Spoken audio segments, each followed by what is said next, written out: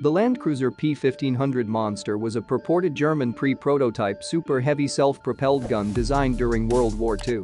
In World War II, the Germans was building a huge amount of the most diverse weapons.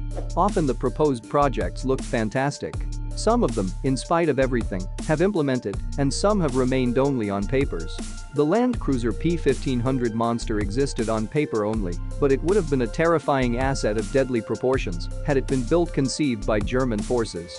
While it is mentioned in a number popular works about World War II projects, there is no solid documentation for the program's existence, and it may have only been a semi-serious proposal or even an outright hoax.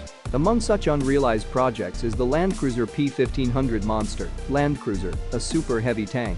On 23 June 1942, the German Ministry of Armaments proposed a 1,000 tons tank, the Landkreuzer P-1000 Rat. Adolf Hitler expressed interest in the project, and the go-ahead was granted. In December, Krupp designed an even larger 1,500-ton vehicle, the P-1500 Monster. The P-1500 was to be 25 meters, 82 feet long, weighing 1,800 tons, with 250 mm hull front armor, 4 Daimler-Benz MB.501D Solero engines, and an operating crew of over 100 men. This Landkreuzer would have been a self-propelled platform for the 800mm Dora Schwerer Gustav K.E. gun artillery piece, also made by Krupp, the heaviest artillery weapon ever constructed by shell weight and total gun weight, and the largest rifled cannon by caliber.